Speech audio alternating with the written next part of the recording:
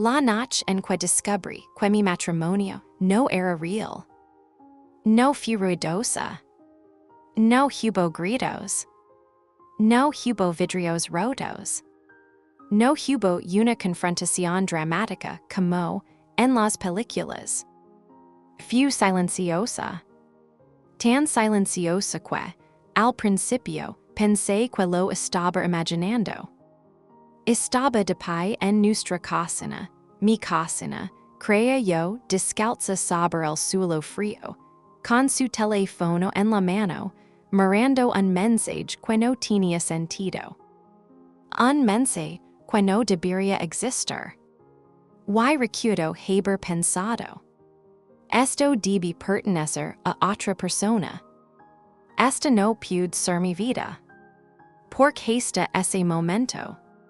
Creía que estaba casada con un hombre que me amaba. Creía que estaba salvo. Elegida. Construyendo algo real. Estaba equivocada. Voy a levar atrás, no al descubrimiento, sino al principio. Porque la verdad es. Las señales estaban ahí mucho antes de que tomara ese teléfono. Simplemente no sabía cómo verlas todavía. Cómo nos conocimos asterisk. Conocí a Daniel un martes. No un día dramático. No un día especial. Solo un martes, que se sentia como cualquier otro hasta que di yo decirlo. Salía tarde del trabajo, la mente cargada de tareas sin terminar y ese tipo de cansancio que se te mete en los huesos. Me detuve en una pequeña cafetería cerca de la oficina, de esas con tazas descascaradas y menús escritos a mano, porque no tenía ganas de volver a casa todavía. Y ahí fue cuando lo noté. Estaba de pie en el mostrador, riendo suavemente con la barista, las mangas arremangadas, sin anillo de bodas. No es que estuviera buscando uno. Tenía una cama especial. Como si no estuviera intentando impresionar a nadie. Cuando se dio vuelta y nuestras miradas se cruzaron, sonrió, no una sonrisa llamativa, no segura, solo cálida. Día largo, preguntó, como si fuera lo más natural del mundo. Miré, es tan obvio. Y así de simple. Estábamos hablando. Del trabajo. De la música. De nada importante. Pero si sentia importante. Daniel no apreciaba nada. Esa fue una de las razones por las que confié en él. No me pidió el número, yo sí lo ofrecí. No sugirió cenar, sugirió café. No hablo de para siempre, hablo de ahora. Y cuando me acompañó hasta el coche esa noche, dijo algo que se me quedó grabado. Me gusta tomar las cosas con calma. He aprendido que las mejores cosas suelen necesitar tiempo. Recuerdo haber pensado. Este es un hombre que ha sido herido antes. Este es un hombre que sabe lo que importa. No tenía idea de lo cierto y de lo peligroso, que sería ese supuesto. La forma en que me amaba. Daniel era constante. La amaba cuando decía que lo haría. Mandaba mensajes de buenos días. Recordaba los pequeños detalles. Sabía cómo me gustaba el café. Notaba cuando estaba calada. Me tomaba la mano, como si significara algo. Pero había vacíos. Pequeños. Nunca se quedaba a dormir. Siempre se iba a casa. Reuniones temprano, decía. Trayecto largo. Duermo mal. Y cuando le pregunté por conocer a su familia, Sanrio con suavidad y dijo. Son complicados, esperimos. No se sencha como una señal de alerta. Se sencha respetuoso. Después de un año saliendo, mi propuso matrimonio. Nada extravagante.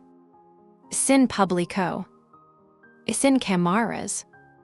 Solo nosotros dos sentados en el suelo de su apartamento, comiendo comida para levar, cuando metió la mano en el bolsillo y dijo. No quiero una vida perfecta, solo quiero una vida real, contigo. Lore. Claro que lore. El matrimonio que parece real. Nos casamos en silencio. Registro civil. Dos amigos como testigos. Una cena pequeña después. Daniel decía que no creía en las bodas grandes. Son para los demás me dijo, esto es para nosotros. Y la cree. Me mudé a su lugar, o a lo que yo creía que era su lugar. Un apartamento modesto. Muebles neutros. Nada personal en los paredes. Cuando pregunté por fotos o recuerdos, dijo. He cambiado mucho de lugar, no me aferro a las cosas. Me dije que eso significaba que vivía en el presente.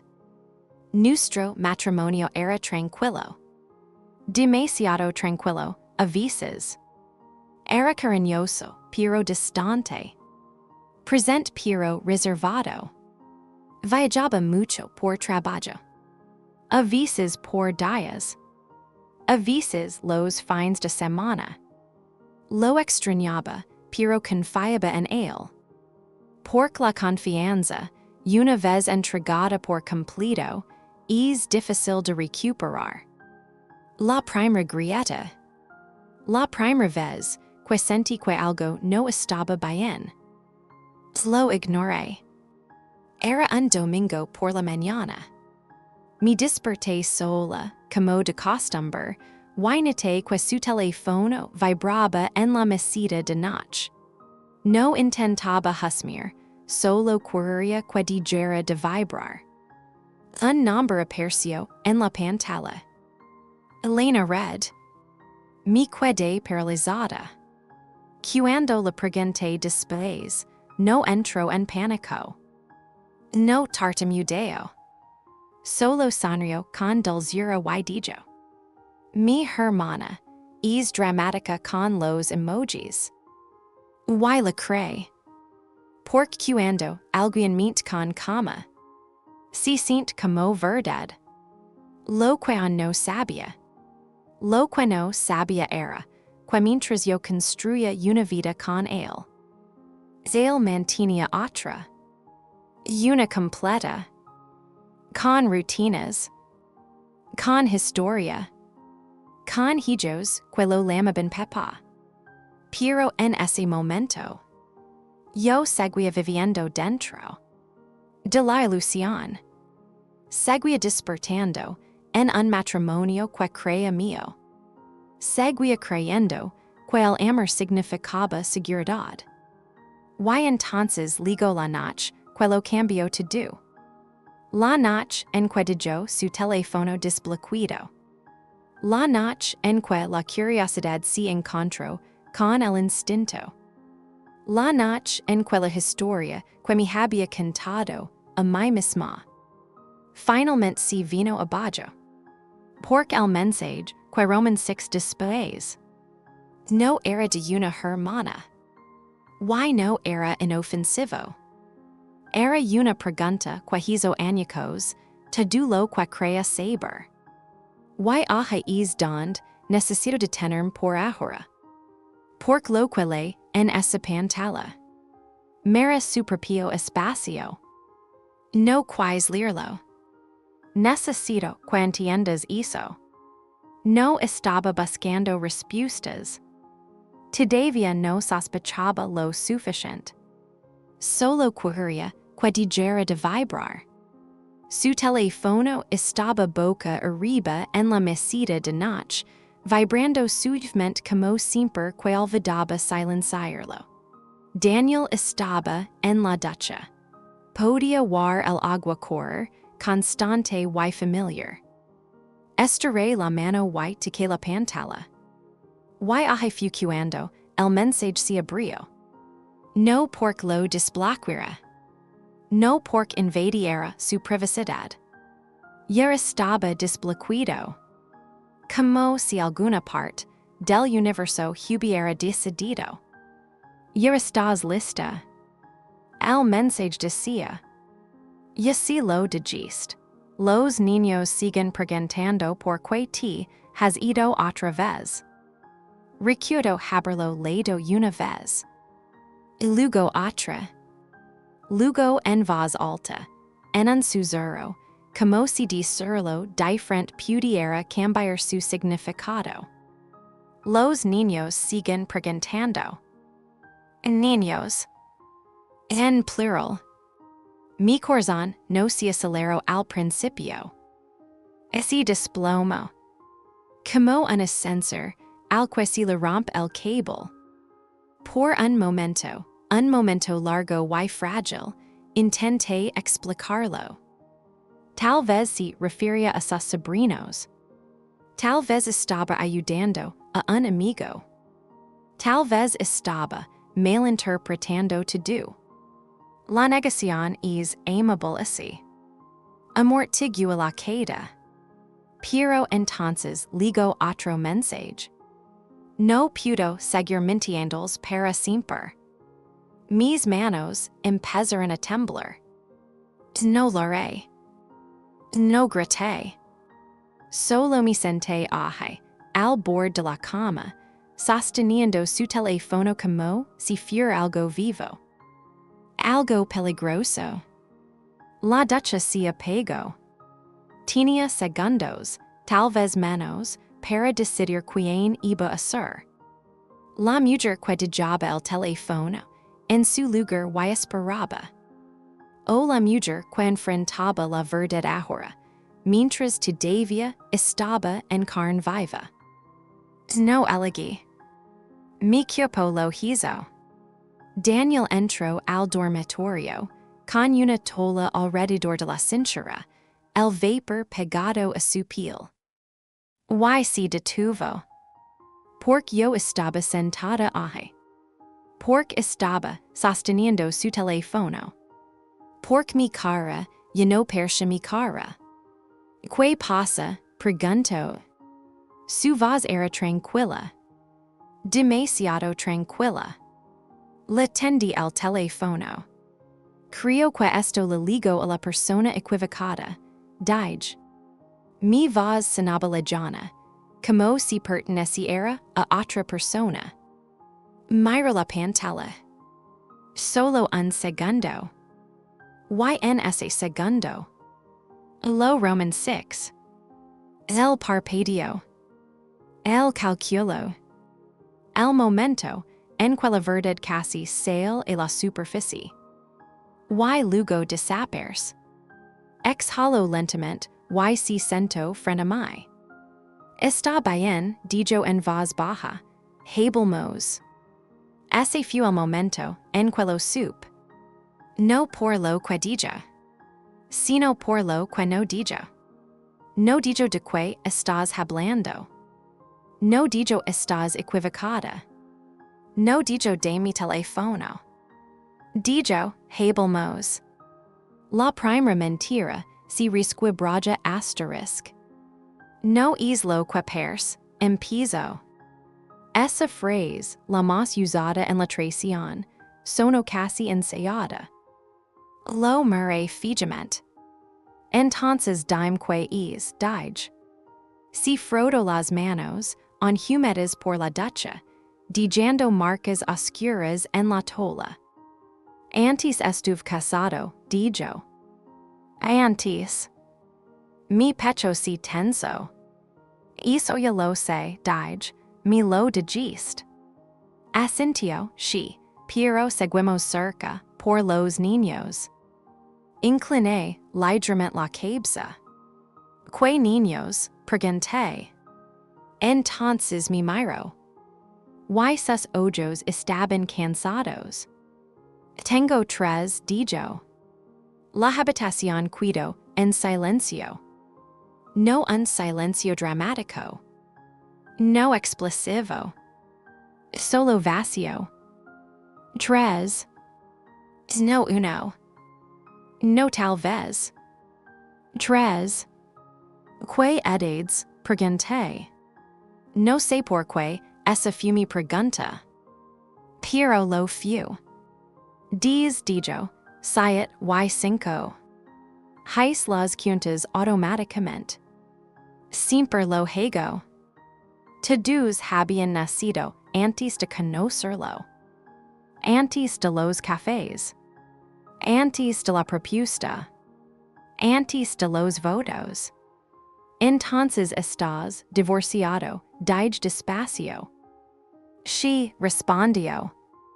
Esperé. Esperé la parte en la que todo tuviera sentido. Esperé la parte en la que explicara el mensaje. No lo hizo. ¿Why su madre? Pregunté. Dudo.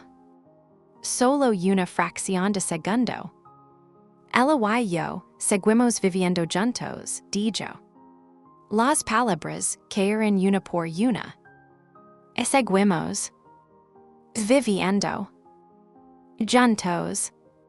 Me zumbaban los oídos. ¿Por qué? Pregunté. Por los niños, repitió. Es más fácil así. Lo miré fijamente. Vives con tu ex esposa, dije. ¿Why no pensaste que era algo que yo necesitaba saber? Extendió la mano para tocar la mía. La retiré. La forma de la verdad asterisk. No te lo dije porque no quería perderte, dijo con suavidad. Esa frase dolió más que cualquier grito. Me dejaste casarme contigo, dije. Asintió. Me dejaste creer que yo era tu única vida. No planeé que llegara tan lejos, dijo. Miré entonces. Un sonido corto roto. Me propusiste matrimonio, dije. Eso es bastante lejos. Baja la mirada. Te amo, dijo. Esa parte es real. Quais gritter. Porque el amor no se ve así. El amor no esconde personas enteras. Me puse de pie. Las piernas me temblaban, como si ya no confiaran en el suelo. Entonces, cuando te vas todos los fines de semana, dije, cuando desapareces por días, estás con ellos. She admitió. Y ella te escribe, continué, preguntando si ya me lo dijiste. She. Why no lo hiciste? No. Porque si lo hubiera hecho. Yo no estaría aquí. Lo que no decía asterisk. Había algo que faltaba. Lo sentia. Como una palabra flotando en la habitación que ninguno de los dos tocaba. Dijiste antes estuve casado, dije. Estás divorciado. No respondió de inmediato. Daniel, dije. Trajo saliva. Es complicado. Fui cuando el miedo reemplazó al shock. ¿Sigues casado? Pregunté.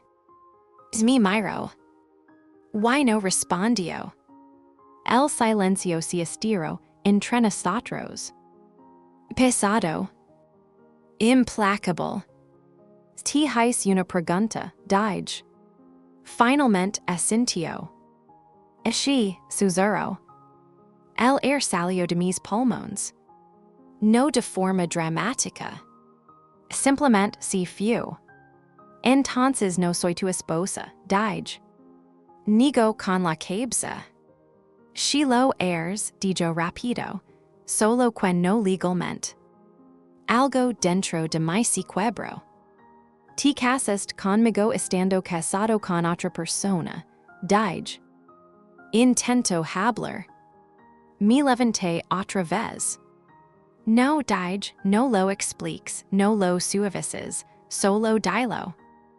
Miro al suelo. Así. El pesa. Recuerdo haber pensado. Así se siente desaparecer. Todo lo que yo era, esposa, compañera, futuro, se evaporó en ese instante. No sabía cómo decirlo, dijo, iba a hacerlo, solo necesitaba tiempo. Tuviste años, dije. Lo sé. Me viste construir una vida contigo, dije. Me dejaste defenderte, me dejaste confiar en ti. Nunca quise hacer daño. Esa frase se sintió cruel. Porque la intención no por el impacto. Fui a la cocina. Las manos se me habían quedado dormidas. Me apoyé en la encimera, respirando despacio, intentando no romperme toda de golpe.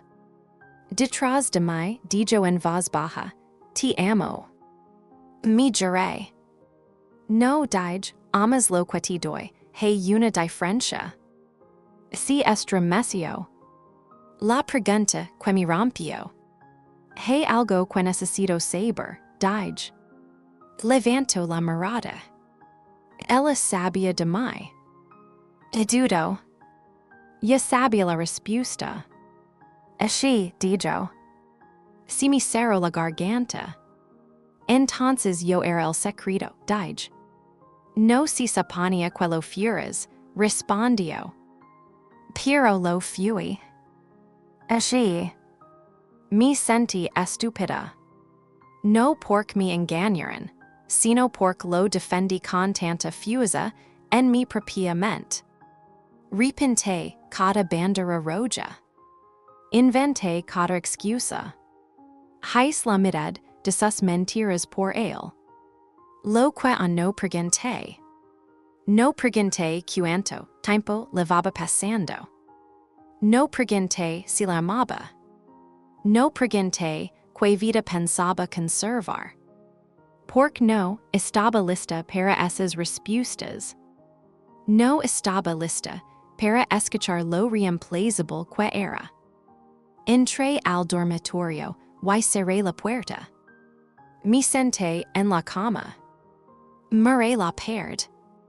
Mi anillo de bodas pesaba. Como si ya no me perteneciera. O tal vez nunca lo había hecho. Detrás de la puerta, podía verlo caminar de un lado a otro. Murmurando. Probablemente escribiendo. Probablemente diciendo que yo ya sabía. Probablemente eligiendo bien sus palabras, como siempre. Esa noche no dormí. Miré el techo. Conté respirations. Reviví cada recuerdo con otros ojos. Y algo aterrador se me ocurrió. Si podía mentir así de bien. Que más no sabía. Porque la verdad era. Esto no era toda la historia. Ni siquiera cerca. No planeé conocerla. No me desperté esa mañana pensando. Hoy enfrentaré a la mujer de la que mi esposo nunca se divorció. Simplemente pasó. Como casi todo en mi vida en ese momento, sin invitación y irreversible. Pasé esa primera noche en el sofá. Daniel no discutió. Hizo dolió más de lo que esperaba. No luchó por arreglarlo. No suplicó. No prometió nada concreto. Solo dijo, te daré espacio. Como si el espacio fuera el problema. A la mañana siguiente, salí del apartamento temprano. Necesitaba air. A movimiento. algo salido bajo mis pies. Fui al trabajo en piloto automático, sonriendo a los compañeros, respondiendo correos, fingiendo que toda mi identidad no se había derrumbado de la noche a la mañana. Pero mi teléfono no dejaba de vibrar. Número desconocido. Una y otra vez. Finalmente, durante el almuerzo contesté. Hola. Hubo una pausa. Luego, la voz de una mujer. Tranquila, controlada, mayor que la mía. Hola, dijo, no me conoces, pero creo que necesitamos hablar. Me senté de golpe en la silla. Tenía las manos sudorosas. Te escucho, dije. Soy Lena, continuó, la esposa de Daniel. No dijo ex. No dijo anterior. Dijo esposa. No recuerdo haber aceptado verla. Solo recuerdo estar allí. Un parque a medio camino entre nuestros trabajos. Terreno neutral. Bancos bajo árboles desnudos. Niños jugando a lo lejos, un sonido que después me perseguiría. Ella ya estaba sentada cuando llegué. Alta, serena, anhelo de bodas y ten el dedo. Se veía normal. Hizo de alguna manera lo hizo peor. Se levantó cuando me vaya. Eres más joven de lo que imaginaba, dijo. No fui cruel. Solo honesta. Asentí, sabias de mí. Suspiro y volvió a sentarse. She dijo, lo sabía. La verdad sin filtro. No se disculpó. No necesitaba hacerlo. Me enteré de ustedes hace 2 años, dijo. 2 años. Sentí mero. Me dijo que era algo temporal, continuó, que no significabas nada, que lo terminaría. El pecho se me cerró. Y cuando no lo hizo, pregunté. Miro sus manos. Me dijo que tú sabías de nosotros, dijo. Miré. Un sonido amargo, incrédulo. Me dijo lo mismo de ti, respondí. Nos quedamos sentadas allí, 2 mujeres unidas por la misma mentira. ¿Te casaste con él? Preguntó en voz baja. Sí, dije. Cerró los ojos. Nunca me dijo eso, susurró. Por primera vez. Se veía tan rota como yo me sentía. A los niños. Ellos saben de mí, pregunté. Nigo con la cabeza. No, creen que vaya por trabajo. Asentí. Las piezas del rompecabezas, finalmente, formaban una imagen que no quería ver. Ha estado viviendo 2 vidas, dije. She respondió, y es muy bueno haciéndolo. Entonces me miró. Hay algo más que debes saber, dijo. El estómago se me hundió. No solo se casó contigo ilegalmente, continuó. Cometió fraud, usó una dirección falsa, documentos falsos. La miré fijamente. Entonces nada de esto es real, susurré. Nigo con la cabeza. No, dijo, pero el daño sí lo es. Lo que más dolió. Esperaba enojo. Esperaba celos. Lo que no esperaba era duelo. Ella no era mi enemiga. Solo era otra víctima. Me dijo que eras inestable, dijo, que estabas obsesionada, que tenía miedo de porque te vendrías abajo. Las lágrimas me quemaron los ojos. Me dijo que eras controladora, dije, que lo atrapaste con los niños. Las dos riamos entonces. No porque fuera gracioso, sino porque era absurdo. No te odio, dijo. La cree. Yo tampoco te odio, respondí. Y esa fue la realización más dolorosa de todas. La única persona que merecía nuestra rabia no estaba sentada en ese banco. La elección que él forza. Dice que quiere arreglar esto, dijo. Dice que te ama. No respondí. Me pidió que fuera patient, continuó, que le diera tiempo para decidir. Decidir. Como si fuéramos ofertas de trabajo. ¿Qué vas a hacer? Preguntó. Me levanté. Me voy a dije. Asintió. Creo que es la decisión correcta. Mientras me alejaba, escuché a los niños reír detrás de mí. Y entendí algo aterrador. Si me quedaba, yo no solo mi histeria, mintiendo a mí misma. También les histeria, mintiendo a ellos. Lo que no le dije. No le dije que una parte de mí todavía lo amaba. Esa parte me daba vergüenza. No le dije con profundamente si había incrustado en mi sentido de identidad. No le dije lo aterrada que estaba de empezar de nuevo. Porque la fortaleza suele ser silenciosa. Y la supervivencia no siempre se ve valiente. Esa noche hice una maleta. Daniel miraba desde la puerta. Pudo arreglar esto, dijo. Negué con la cabeza. No, respondí. No pudes arreglar lo que nunca respetaste. Intento acercarse.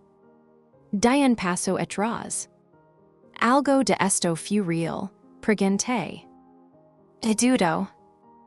Así, dijo. Asentí. Ese es el problema, respondí. Salí. Pero, incluso cuando la puerta se cerró detrás de mí.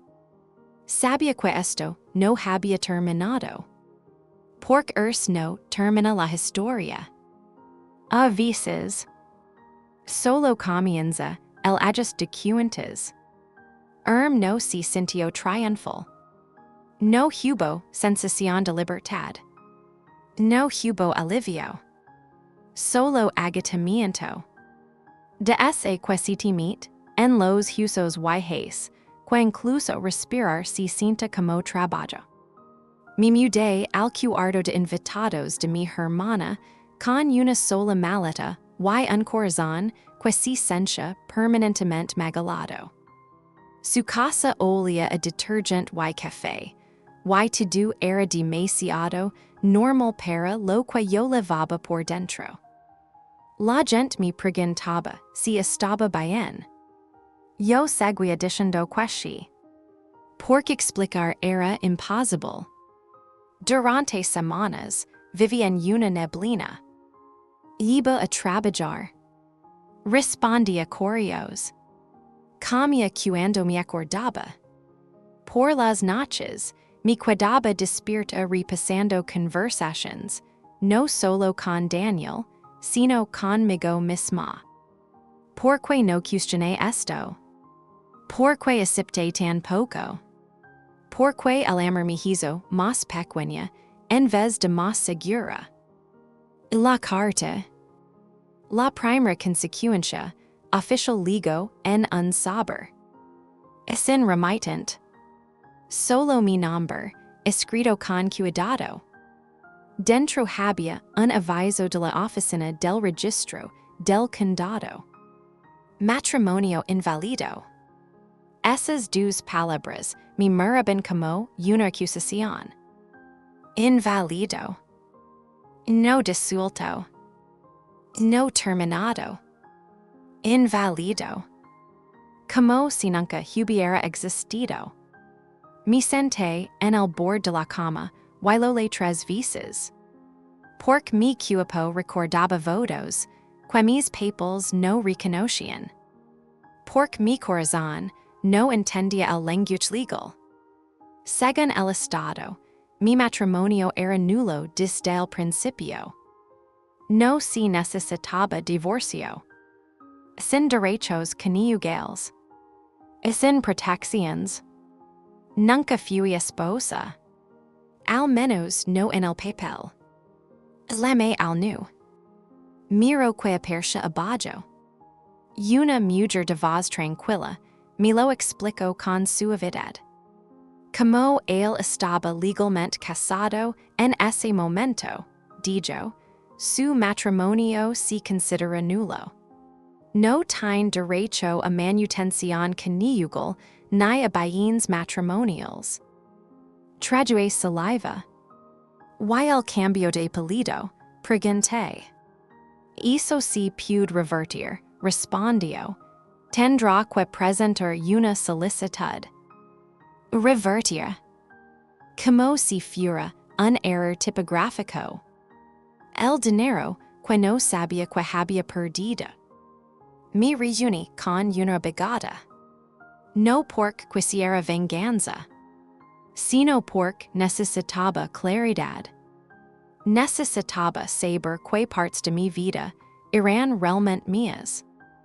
La abogada revisó documentos que Daniel había firmado, contratos de alquiler, cuentas conjuntas, solicitudes de préstamo. Se me revolvió el estómago.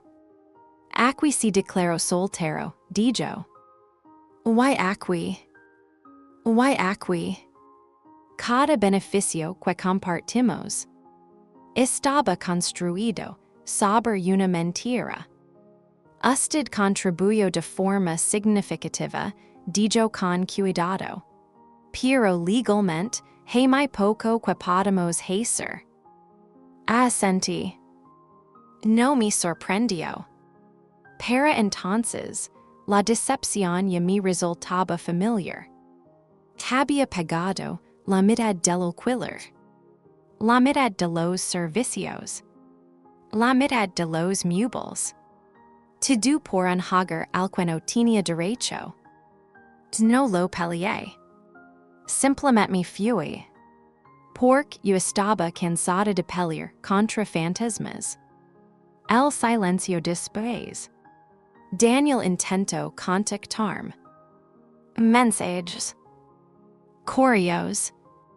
Buzones de voz. Te extrañó. Cometí un error. On podemos tener una vida. No respondí. No porque fuera fuerte, sino porque estaba vacía. Lena me envió un solo mensaje. Estoy solicitando el divorcio, decía. Miré la pantalla durante mucho tiempo. Luego respondí, espero que estés bien. No contestó. Y eso fue suficiente. A que sabe la vergüenza. La gente habla del desamor. No habla lo suficiente de la vergüenza. De cómo te haces cuestionar tu inteligencia, tu intuición, tu valor.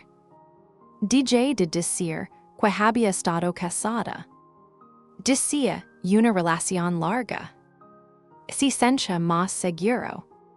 Menos humillante. Porque te engañan se siente como un fracaso personal, aunque no lo sé. Algunas noches soñaba con él. No con el mentiroso. Con el hombre que creí que era. El que me tomó la mano en la cafetería. El que cocinaba pasta los domingos. El que susurraba nosotros, como si significara para siempre. Despertar era perderlo otra vez. La pregunta que me perseguía. La parte más difícil no fue la traición. Fue la incertidumbre. Algo de todo esto fue real. Alguna vez me miro, y lo sintió de verdad. O sempre fui solo, un escape. Un lugar para descansar, entre responsabilidades. Queria respuestas. Pero el cier no vin de quins te rompen. Vin de como Elijah's cargar la ruptura. Una realización silenciosa asterisk. Una tarde, meses después, volvía caminando del trabajo cuando pasé por la cafetería donde nos conocimos. Las mismas tazas descascaradas.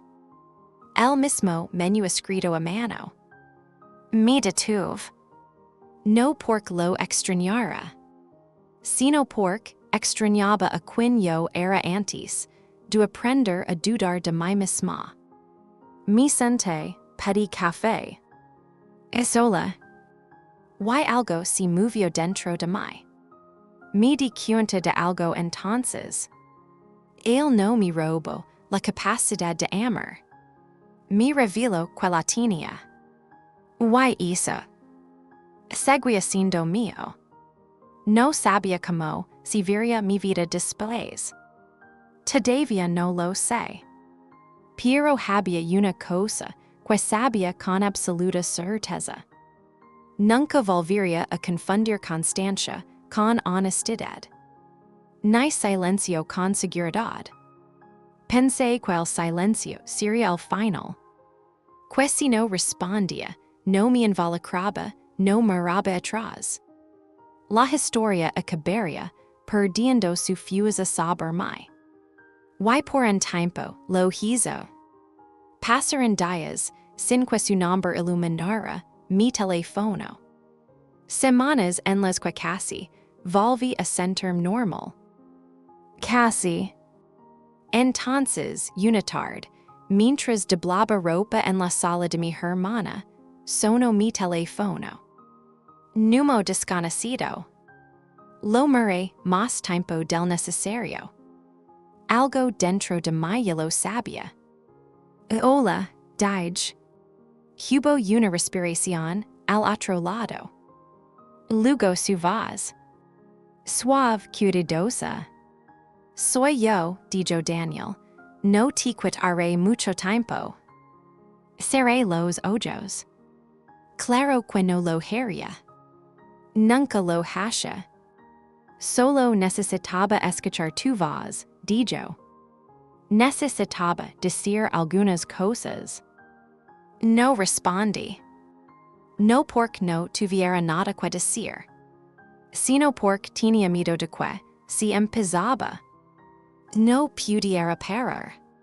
Sé que no me debes nada, continuó. Why no estoy pidiendo perdón? Eso casi me hizo reír. Casi. Solo quiero que sepas, dijo. Que nunca quis que esto pasara. Abrí los ojos. Ahí está, dije en voz baja. Hizo una pausa. Ahí está que, preguntó. Esa frase, respondí. La que lo convirtió en intención y no en impacto. Exhalo. Sé que te hice daño. Mi borest, dije. Hay una diferencia. Escucharlo con claridad por primera vez. Tenía miedo, dijo. No quería perder a mis hijos. No quería perder a ti. Así que elegiste mentirle ambos, respondí. Así, dijo. Así, sin más. Sin justificación. Sin excusa. Solo sí. Me dijo a Tanita. Porque la honestidad, incluso tardía, pesa. Te amé, dijo. La cree. Y esa fue la parte más difícil. El amor no es un sentimiento, dije. Es una responsabilidad. Y nunca asumiste responsabilidad conmigo. El silencio lino, el espacio entre nosotros. No incomodo. No tenso. Solo honesto.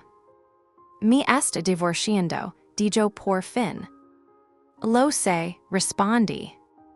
Sono sorprendido. Ella ti lo dijo. Así. Otra pasa. Estoy en terapia, añadió. Intento entender por qué hago esto. Por qué compartimento. Asenti, aunque no podía verme. Eso está bien, dije. Para ti. No para nosotros. Solo para él. La pregunta que no esperaba. Puedo preguntar algo, dije. Lo que sí, respondió rápido. ¿Sabes cuando me perdiste? Pregunté. No respondió. No cuando me enteré, continué. No cuando me fui. Cuando, preguntó en voz baja.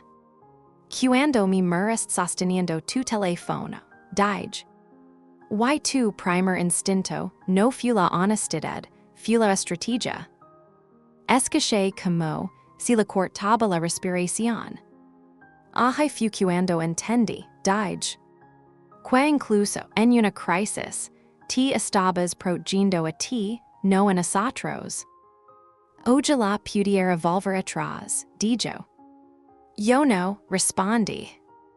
Eso nos sorprendió a los dos. La verdad que necesitaba decir. Antes pensaba, continué. Que si te entendía mejor, deliria menos. Pero yo no necesito entenderte. ¿Qué quieres decir? Preguntó. Que por fin me entiendo a mí, dije. Dije que eso se quedara en el aire. Ignoré mi incomodidad porque no quería estar sola. Continué. Acepté medias, verdades porque venían envueltas en afecto. Esa parte es mía, dije. Why me hice cargo de ella? Se quedó en silencio.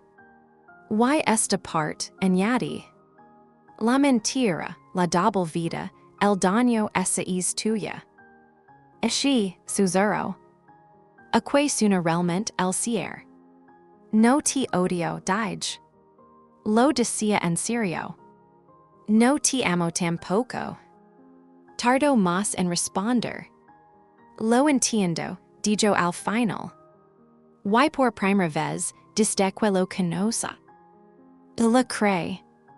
Espero que mejores, dije.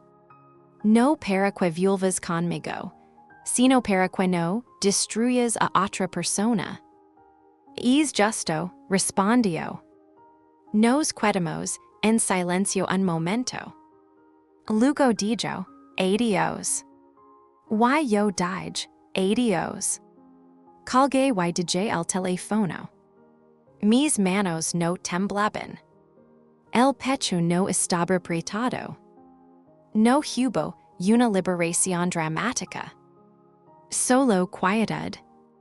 Lo que sentí después. Esperaba tristeza. En su lugar, sentí claridad. De la que no irrump, se asienta. Como el polvo después de una tormenta. Me di cuenta de algo importante. La relación no terminó cuando me fui. Terminó cuando dejé de esperar que él se convirtiera en otra persona. Esa noche dormí profundamente. Es en sueños. Es en repeticiones. Solo descanso. Descanso real. La vida que vino después. Sanar no fue lineal. Algunos días me sentía fuerte.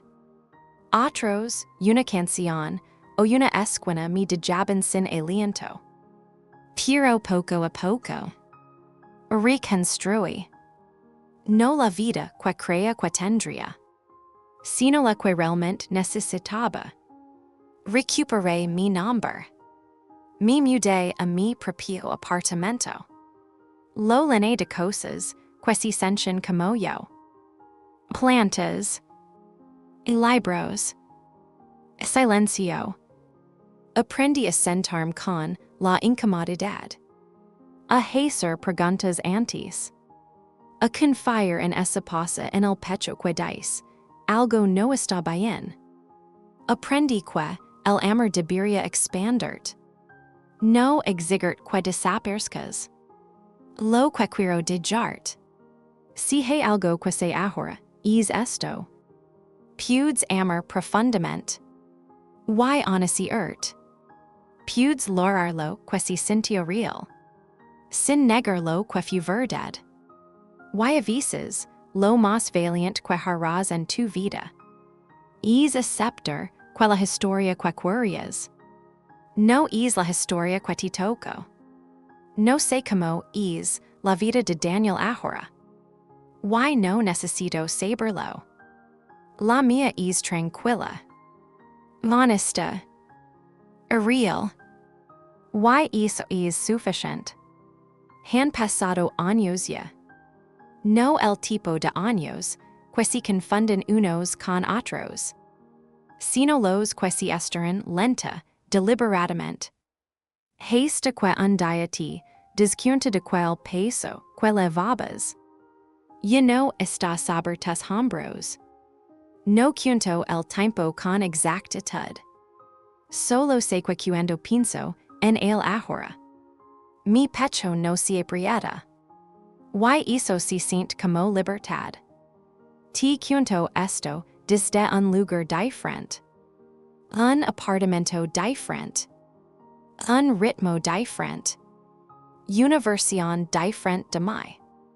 La mujer que fui entonces, la que creía que un matrimonio era real porque se sentía real, todavía vive dentro de mí. Pero ya no dirige mi vida.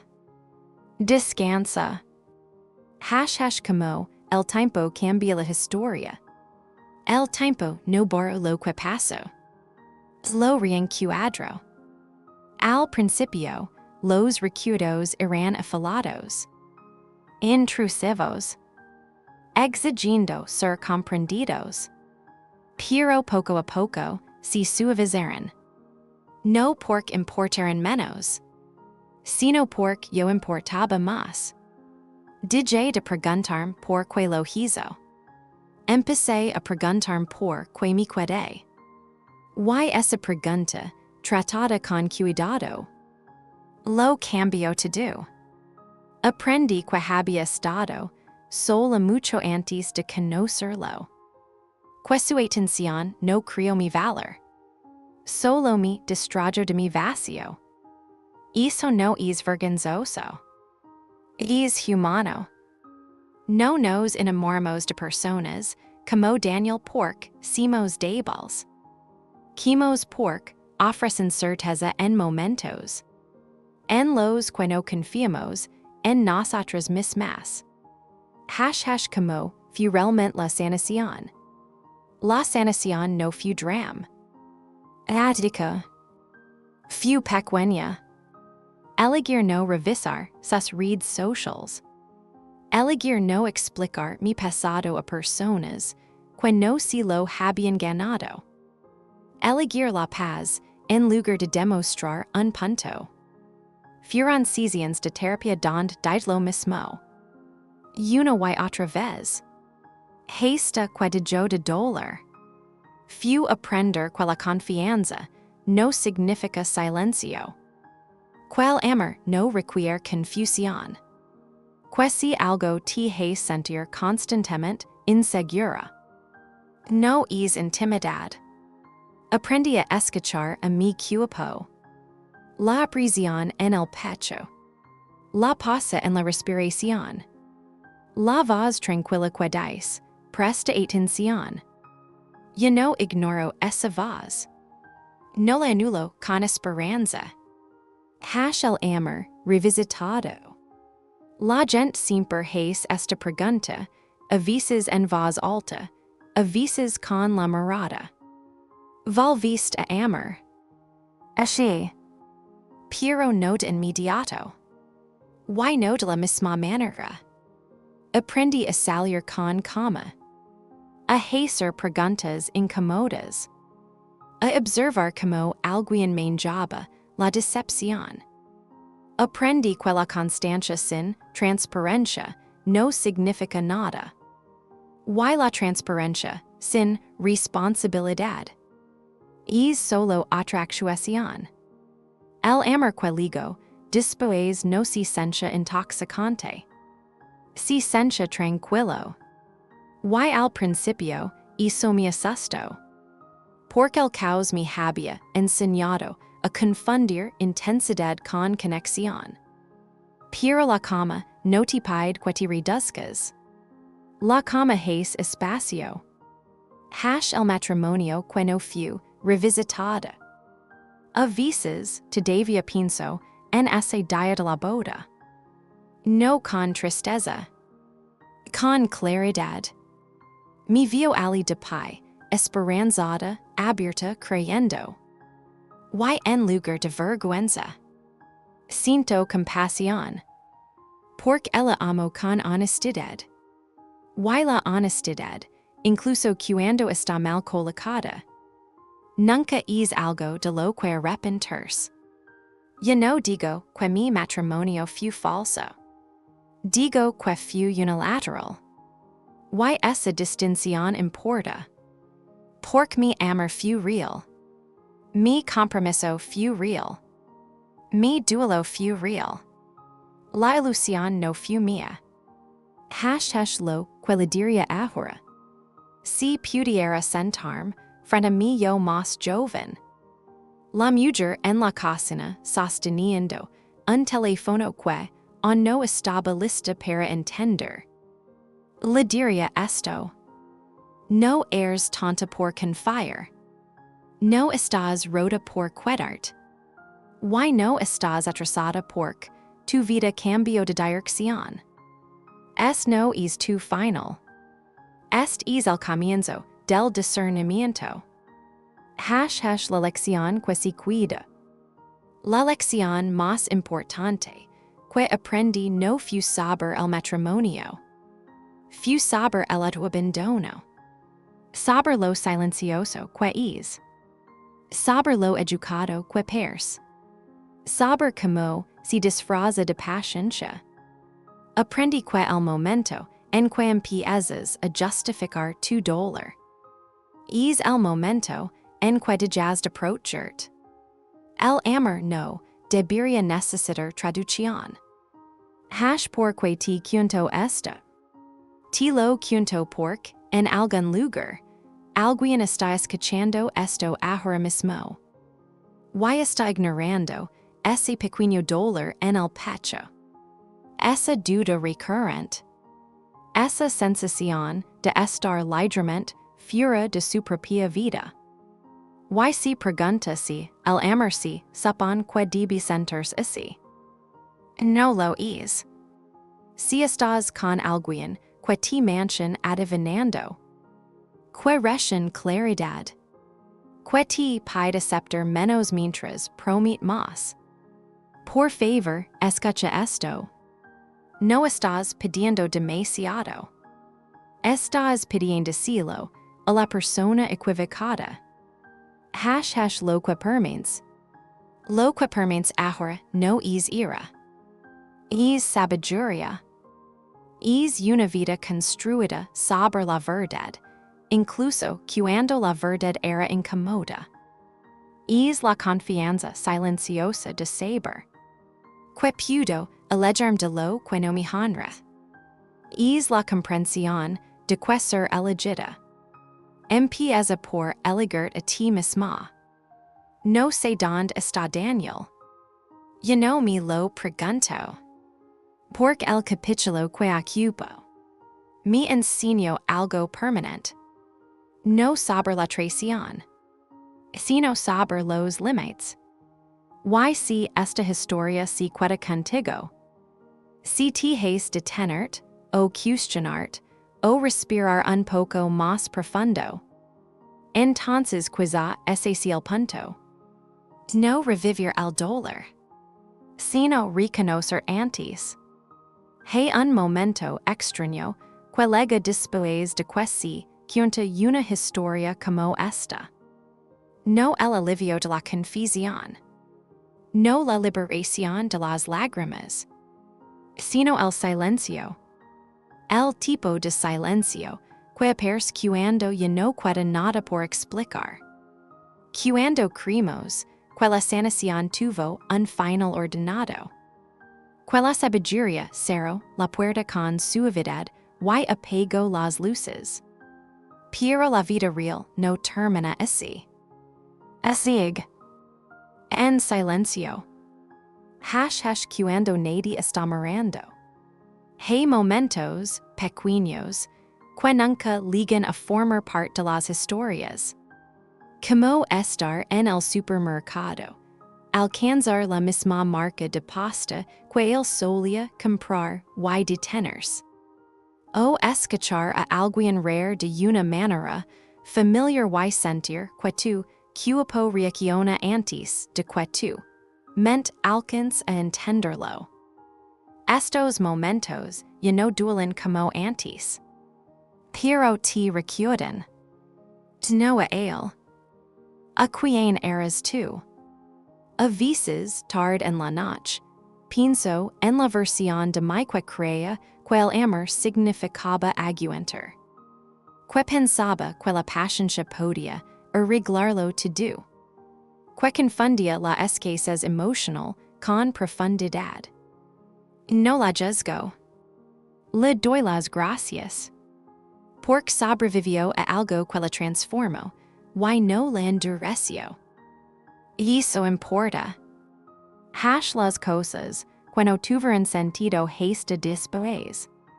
Durante mucho tiempo, me pregunté por qué no me fui antes. Por qué la incomodidad no grist. Y más fuerte. Por qué las incoherencias no me impidieron a salir por la puerta. Ahora lo entiendo. Porque el crecimiento no ocurre cuando estás lista. Ocurre cuando ya no puedes más. Y yo no había llegado hace. No dejamos una relación en el momento en que deja de servirnos. Nos vamos cuando quedarnos nos cuesta más que irnos. Y para mí. Ese momento ligo en silencio, con un teléfono vibrando sobre la mesa de noche. Como si vi la confianza ahora. Antes, confiar significaba dar a alguien el beneficio de la duda. Ahora significa escuchar mi propia duda. Significa hacer preguntas temprano, no de forma agresiva, no a la defensiva, sino con honestidad. Significa observar como alguien responde cuando necesito claridad. Porque las personas seguras no te castigan por querer entender. Ya no romantizo el misterio. Ni la indisponibilidad emocional. Ni ser elegida después de la incertidumbre. Esas cosas no son pasión. Son señales de advertencia disfrazadas de destino. Lo que yo no cargo. No cargo resentimiento. No cargo la necesidad de justicia. No cargo la fantasía de que alguien, dia él comprenderá completamente lo que hizo. Esa carga no es mía. La solté. Tampoco cargo la etiqueta de víctima. Algo me ocurrió. Pero lo que hice después importa más. Me fui. Enfrenté la verdad. Reconstruí. Eso no es debilidad. Eso es agencia. El regalo inesperado. Hay un regalo inesperado que surge cuando tu realidad se derrumba. Dejas de dar la certeza por sentada. Dejas de asumir la permanencia.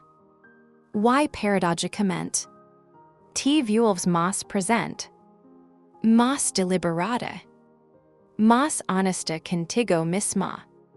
Aprendí lo resilient que soy. No de una forma dramática o triunfal, sino de la forma silenciosa, la que se levanta, hace café y sigue viviendo. Laque vulva confire sin, perders ashi misma. Si est is tu lugar ahora. Si estás escuchando, esto y estás dentro de la confusión. Si sigues negociando contigo misma. Si sigues explicando lo que no termina de sentirse bien. Por favor, escucha esto. No necesitas pruebas para confiar en tu intuición.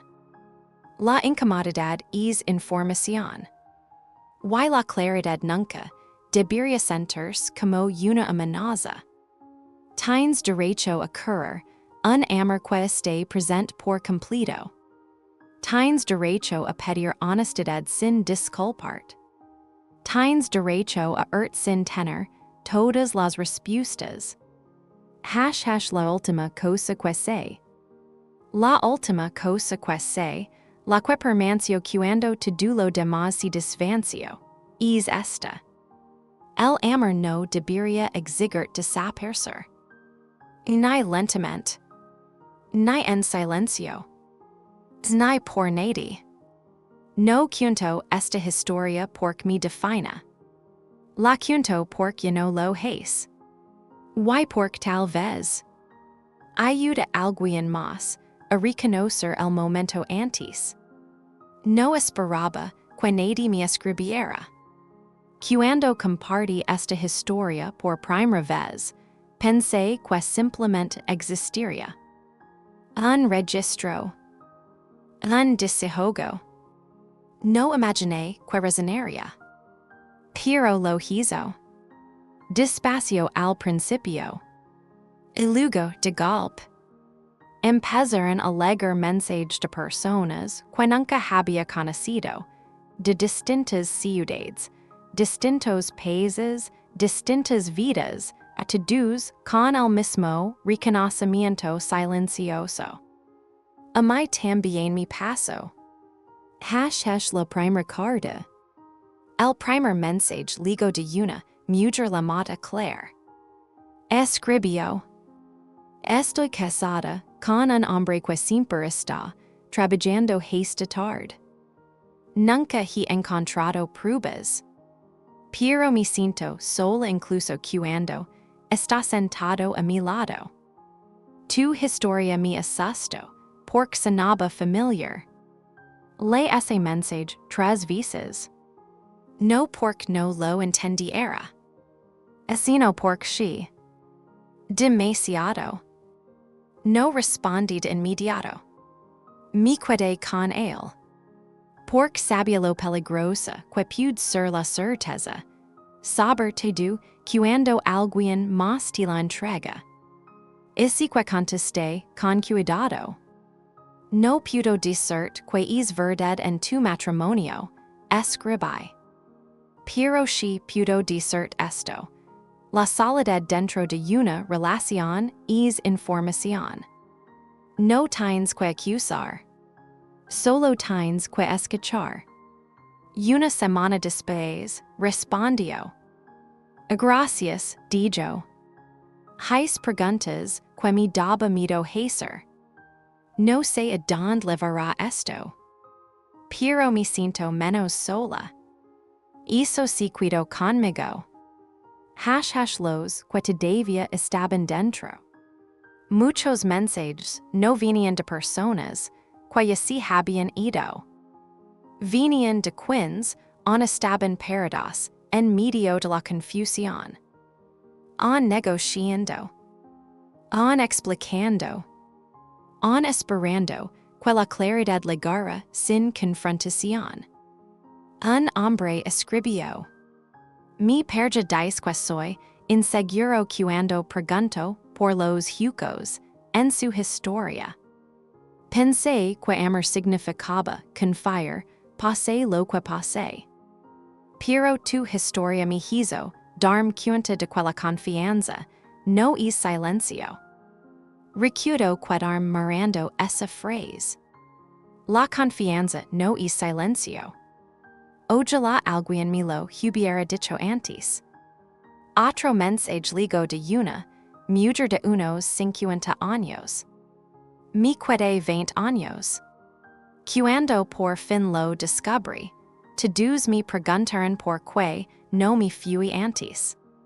Tu historia me recuerdo que no tiene que ver con la inteligencia.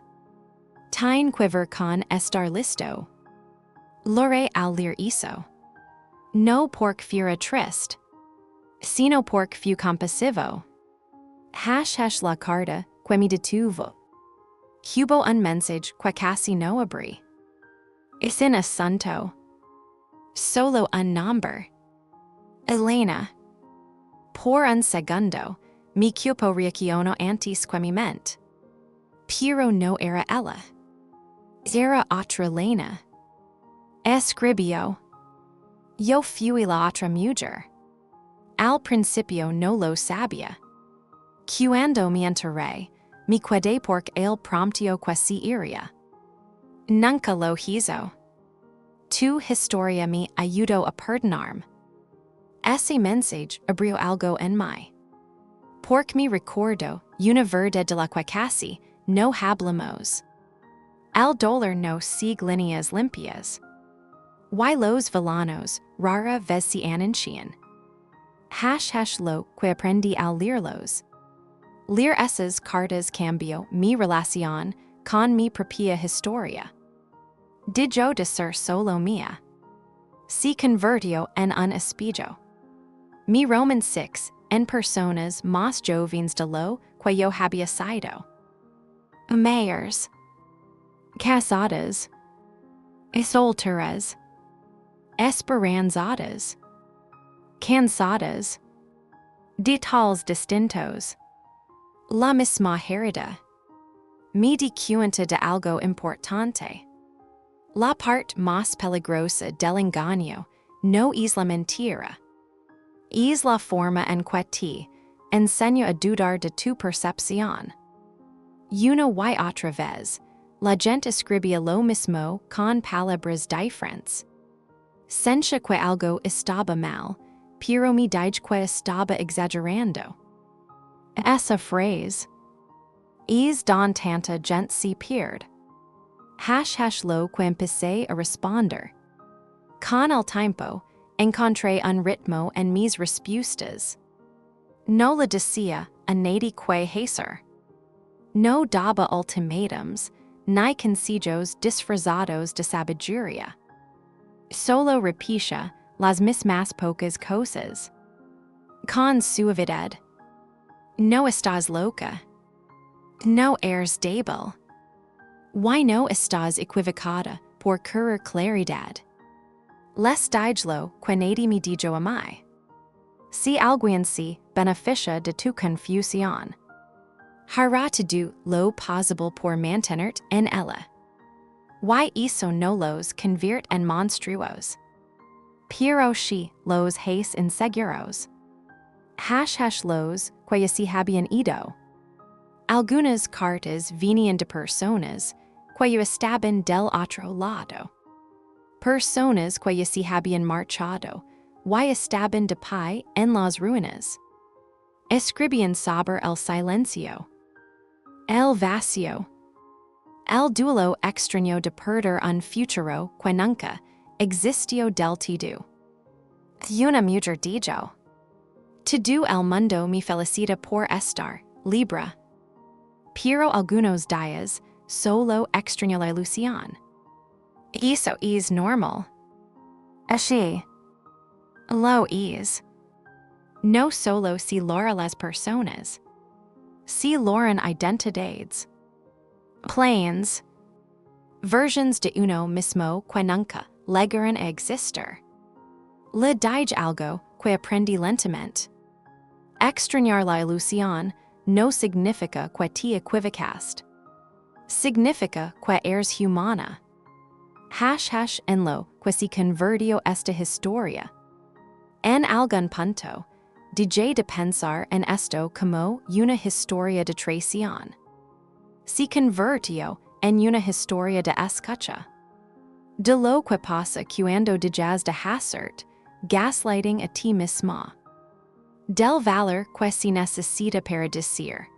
Algo no está bien ** incluso cuando on no pudes probarlo.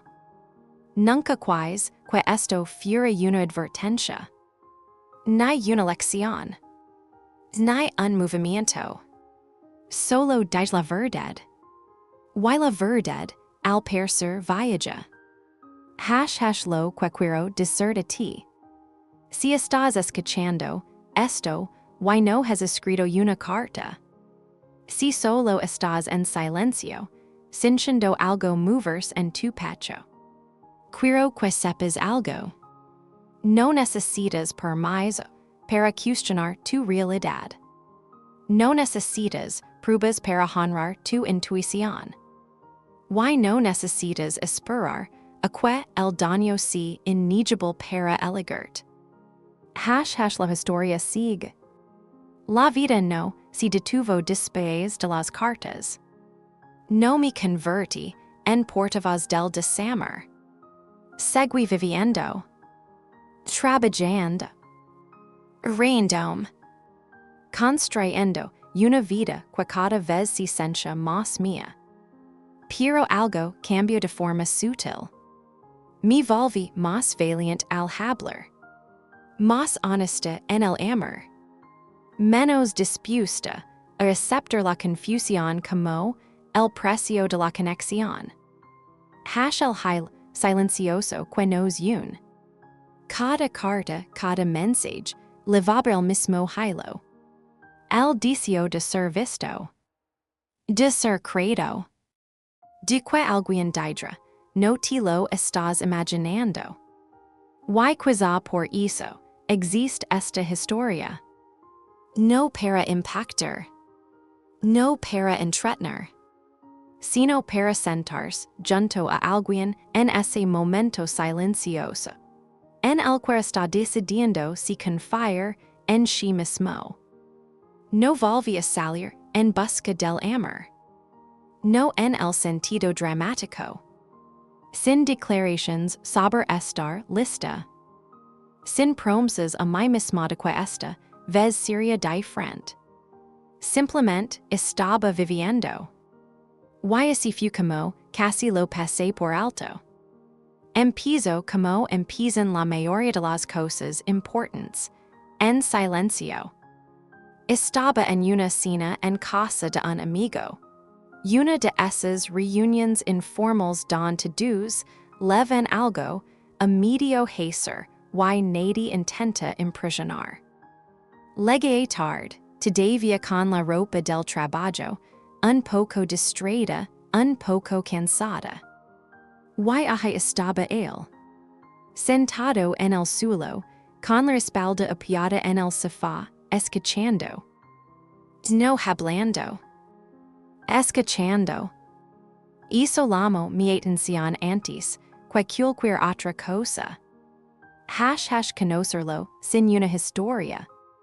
Si le amaba Mark. Sin entrada dramática. Sin chispa instantánea. Solo una presencia tranquila.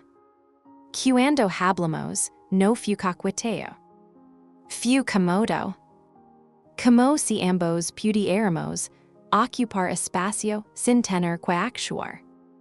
Cuando me pregunto a qué me dedicaba, espero de verdad la respuesta. Cuando hice una pausa, no siempre lloro a llenar el silencio. Eso se sintió nuevo. No le conté mi historia. No porque me estuviera escondiendo.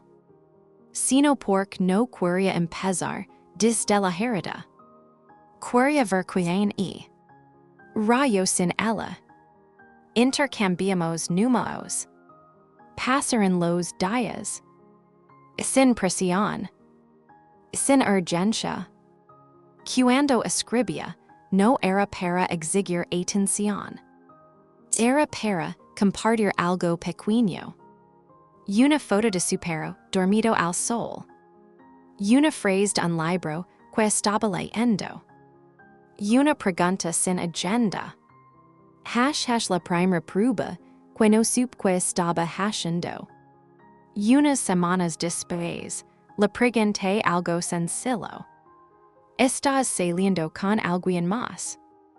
sin acusación, sin ansiedad, solo claridad, mi miro, no dijo, y si hizo alguna vez cambia, lo sabrás, sin defensiva, sin bromas, sin devolverme la pregunta, sentí como mis hombros se relajaban, no me había dado cuenta de lo tensos que estaban. Que si pers realmente la seguridad. Con Daniel, siempre estaba un poco en alerta. Siempre ajustándome. Con Mark, nité que no me estaba vigilando a mí misma. No ensayaba los mensajes antes de enviarlos. No analizaba su tono, buscando significados ocultos. No sentía que tuviera que ganar mi lugar. Eso era desconocido. Y curiosamente incómodo. Casi lo saboteó. No de forma consciente, sino por costumbre. Esperaba la inconsistencia, la desaparición, la revelación. Pensaba todo el tiempo, aquí es cuando cambia. No cambió. El momento en que casi me fui. Hubo una noche meses después en la que canceló planes. Nada dramático. Solo un día largo en el trabajo. Lamo en lugar de escribir. Estoy agotado, dijo. No quiero hacer remedios. Podemos vernos mañana. Mi pecho se tenso. Se activó el cableado viejo. Esto solía ser el comienzo de la distancia. Casi dije está bien de esa forma que no lo está. En lugar de eso, respiré. Gracias por decírmelo, dije. Mañana está bien. Y lo estuvo. Iligo. A tiempo. Exactamente como dijo que lo haría. De ver. Unos meses después, si lo conté. No todo de golpe. No de forma dramática. Solo con honestidad. Le dije que había estado casada. Que no era legal. Que terminó mal. Observé su rostro. Sin sorpresa. Sin curiosidad, disfrazada de preocupación. Solo presencia. Siento que hayas pasado por eso, dijo. Suena increíblemente desorientador. No, porque no lo viste. No, como pudo hacerlo. Solo impatient. La pregunta que más importa. Más tarde esa noche, me preguntó algo. Hay algo que tengas miedo de preguntarme. La pregunta me tomó por sorpresa. Lo pensé. Sí, dije. Me da miedo que si necesito reformación, piensas que soy demasiado. Asintió. Gracias por decírmelo, dijo. Y para que lo sepas, necesitar reformación no es lo mismo que no confiar. Sentí que algo se acomodaba dentro de mí. Lo que este amor no era. Este amor no era intenso. No era dramático. No venía con súbitas que exigieran recuperación. No me pedía desaparecer. Y por eso, casi no lo reconoce como amor. Pero empecé a notar las cosas pequeñas. La forma en que cumplía lo que decía. La forma en que pedía disculpas sin justificarse. La forma en que no apreciaba la intimidad, ni emocional ni física. La forma en que hacía planes inclinándome sin prometer cosas que no podía cumplir. La relación que casi pierdo. Casi lo pierdo porque pensé que el amor tenía que dolor para ser profundo. Pork pensé, quella incertidumbre era pasión. Pork pensé, quella cama era aburrimiento. Pero la cama, aprendí, no es la ausencia de sentimiento. Es la presencia de confianza. # lo que se ahora. No sé dónde irá esta relación. No necesito saberlo. Porque no estoy tratando de asegurar un futuro a costa del presente. Estoy aquí. Soy honesta. Soy yo. Y eso es suficiente. No tengo una hija. Todavía no. Pero a veces, tarde en la noche la imagino. No como un bebé. Como una mujer. Dupai en una cocina que no se pers en nada la mía, sosteniendo un teléfono, o una verdad, o una decisión que pesa más de lo que esperaba. Y cuando la imagino, pienso en lo que me gustaría que supiera antes de que llegue ese momento. # lo que le enseñaría sobre el amor.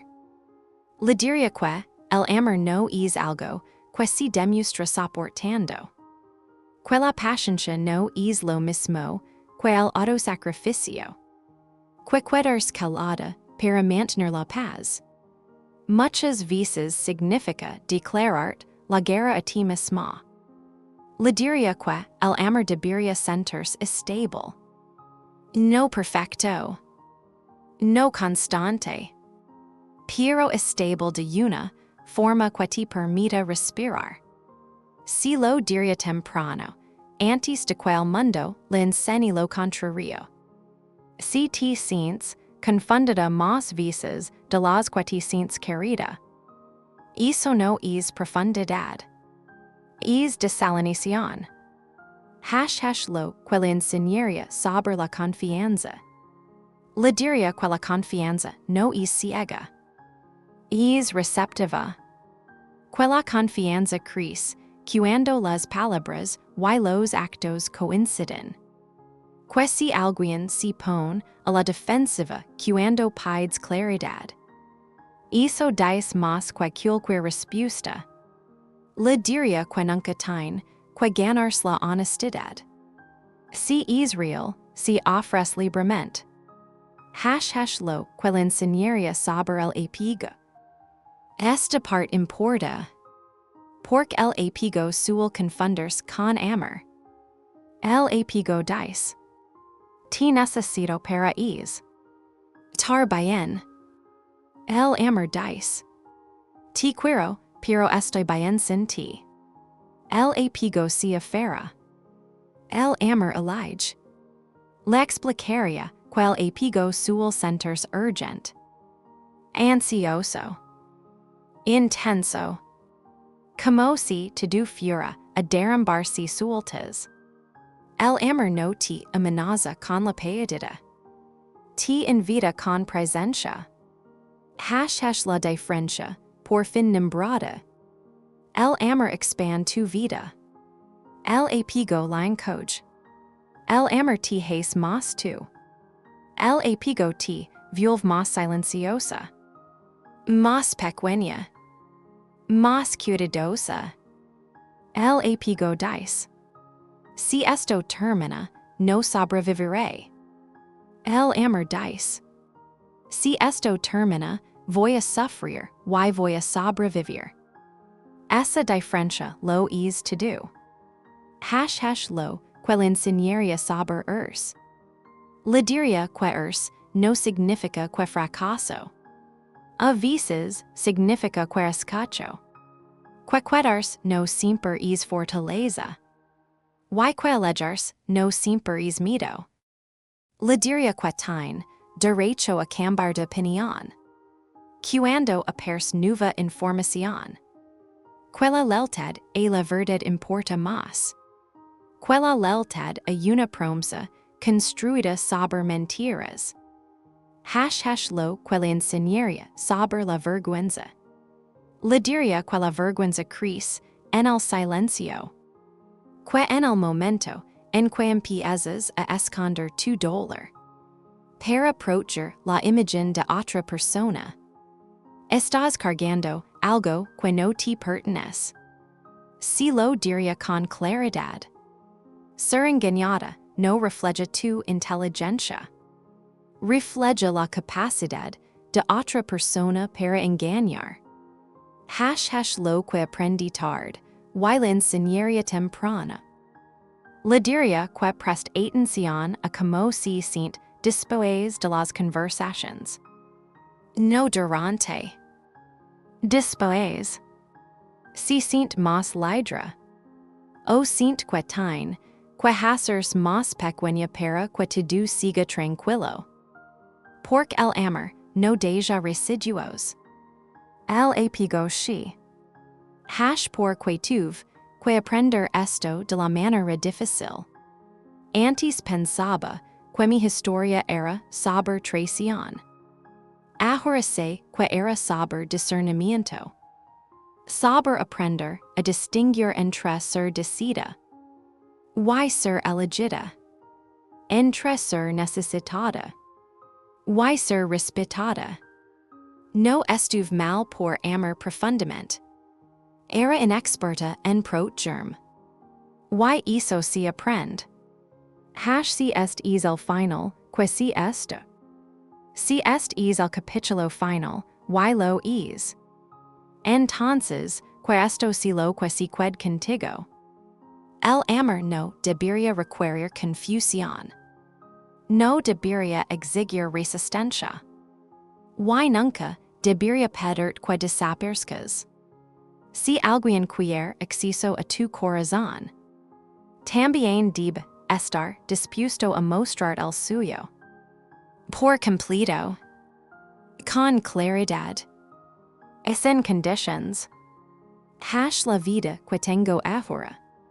Mi vida ahora no es perfecta. Pero es honesta. Tiene espacio. Tiene risas que no se sienten prestadas. Tiene relations, románticas y no románticas. En las que no estoy adivinando mi lugar. Y eso he aprendido, es a lo que se pierde la paz. Que estás escuchando. Si sigues aquí, si sigues escuchando, si sigues respirando con esta historia. Quiero que sepas algo. No necesitas esperar a que todo se derrumbe. Para elegirte. No necesitas un final dramático. Para justificar una partida silenciosa. Y no necesitas permiso. Para querer algo más que sobrevivir. Lo último que diré. El amor no es lo que te rompe. La ausencia de verdad sí.